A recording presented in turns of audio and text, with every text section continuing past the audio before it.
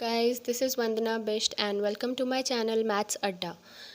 So guys, आज हम करेंगे क्लास 10th का चैप्टर 1, उसका एक्सरसाइज 1.2 करेंगे। उसमें क्वेश्चन करेंगे 5, 6 and 7। So guys, let's get started. तो गाइस, क्वेश्चन नंबर 5 कह रहा है check whether 6 raise to power n can end with digit 0 for any natural number n। तो गाइज़, ये मैं आपको बता दूँ, ज़ीरो से अगर किसी भी नंबर को एंड करना है तो उसके प्राइम फैक्टर्स होने चाहिए 2 और 5, क्योंकि 2 5 से 10 होता है एंड वो जो 10 होता है वो सफिशिएंट होता है किसी भी नंबर के एंड में ज़ीरो ऐड करने के लिए। तो अब हम इसमें लिखेंगे कि if a number ends with zero then its prime factors must be 2 into 5। Then लिखेंगे 6 रेज़ टू पावर n। 6 को हम कैसे तोड़ सकते हैं, 2 3 ज़ा 6 रेज़ टू पावर n लिख सकते हैं। तो अब हम लिखेंगे 6 raise to power n can't end with digit 0 because its prime factors don't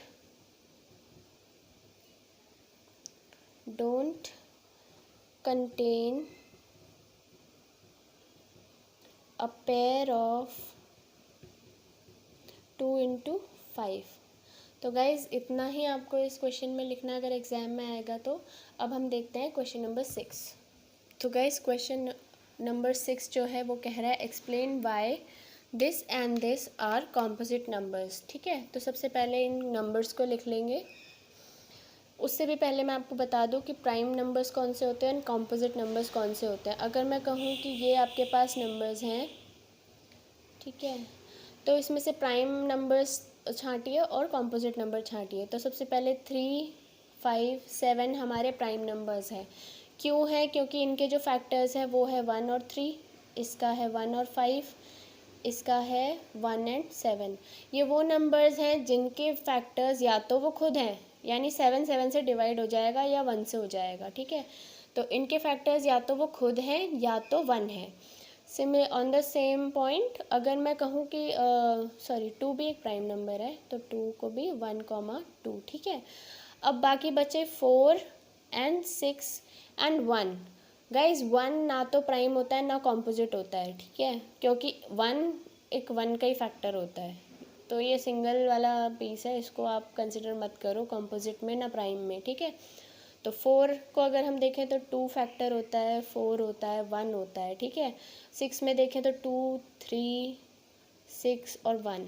तो इनके मोर देन 2, जिनके भी 2 से ज़्यादा फैक्टर्स होंगे वो सारे कॉम्पोजिट नंबर्स होंगे, और जिनके 2 ही फैक्टर्स होंगे वो होंगे प्राइम नंबर्स। ठीक है, तो गाइज़, ये दो नंबर्स हैं जो हमें गिवन है। तो अब हम इन नंबर्स में क्या देख सकते हैं कि 13 यहाँ पे भी आ रहा है, यहाँ पे भी आ रहा है, दो जगह 13 आ रहा है, तो कॉमन ले सकते हैं। एक मल्टीप्लिकेशन के साथ है, एक एडिशन के साथ है।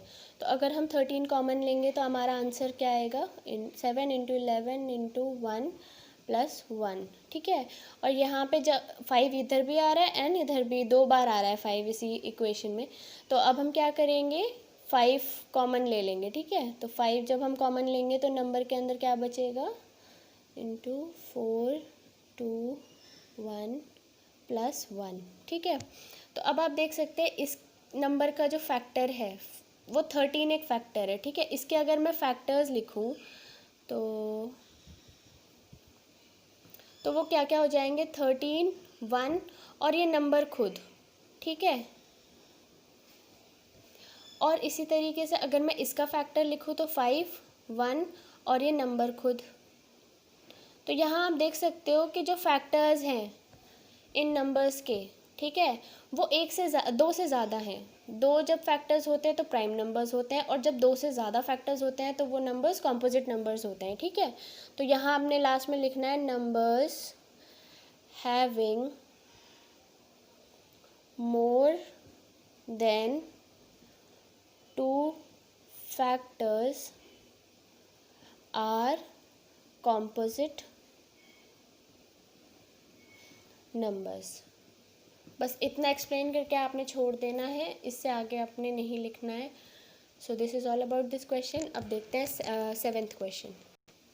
सो गाइस क्वेश्चन नंबर 7 यहाँ पे बोल रहा है, there is a circular path around a sports field.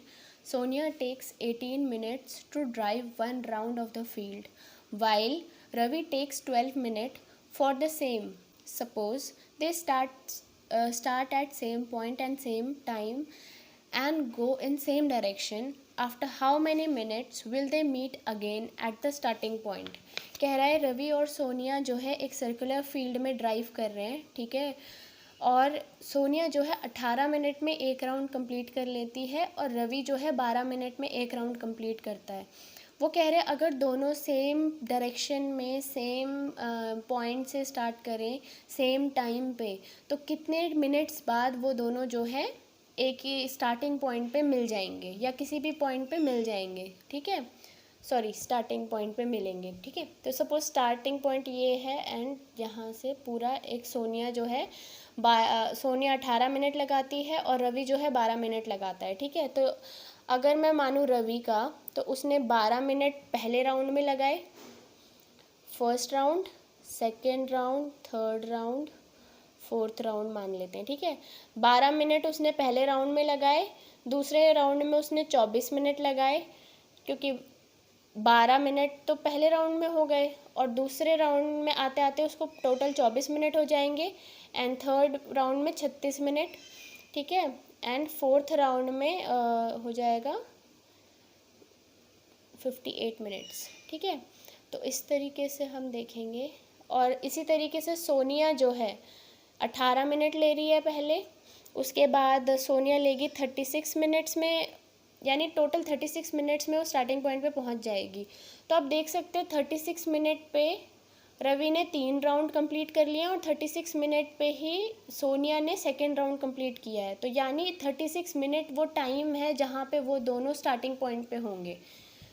पहले रवि ने 12 मिनट पे एक राउंड कंप्लीट किया, तब तक सोनिया यहाँ कहीं पीछे थी, लैग कर रही थी, क्योंकि उसको 18 मिनट लग रहे हैं। 12 मिनट में सोनिया यहाँ होगी और रवि यहाँ पहुँच चुका होगा।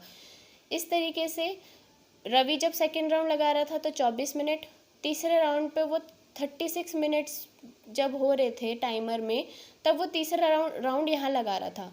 सिमिलरली सोनिया ने 18 मिनट में एक राउंड लगाया और 36 मिनट पे वो फिर स्टार्टिंग पॉइंट पे पहुँच गई, यानी रवि जो है, तो यहाँ पे 36 मिनट पे सोनिया जो है सेकेंड राउंड पे स्टार्टिंग पॉइंट पे पहुँच गई। तो यहाँ 36 मिनट वो टाइम है जहाँ पे दोनों ही सेम पॉइंट पे स्टार्टिंग पॉइंट पे पहुँचेंगे, बट फ़र्क इतना होगा कि रवि का जो है ये थर्ड राउंड है एंड जो सोनिया का है वो ये है सेकेंड राउंड, ठीक है।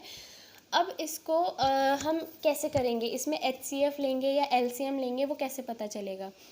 गाइस देखो यहाँ पे दो वैल्यूज़ गिवन है 12 और 18, ठीक है। हमें पता है कि 12, ना ही वो दोनों 12 मिनट में एक दूसरे से मिलने वाले हैं, ना वो 18 मिनट में एक दूसरे से मिलने वाले हैं, वो किसी हायर वैल्यू पे ही एक दूसरे से मिलेंगे, ठीक है।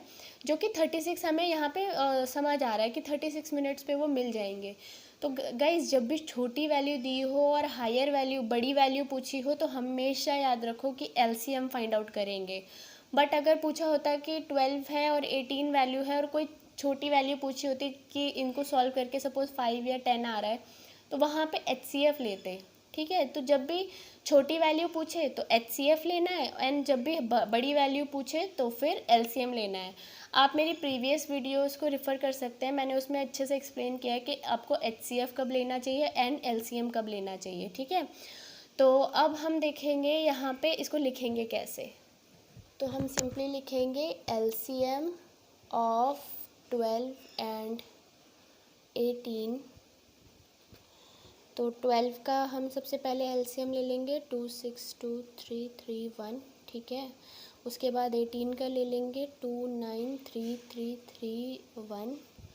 तो अब फैक्टर्स लिख लेंगे, 12 के हो जाएंगे 2 इंटू 2 इंटू 3 और 18 का हो जाएगा 2 इंटू 3 इंटू 3।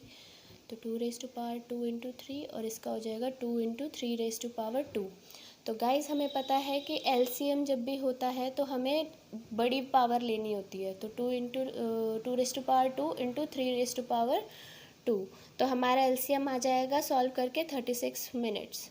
सो लास्ट में लिखेंगे Sonia and Ravi will meet at starting point after 36 minutes.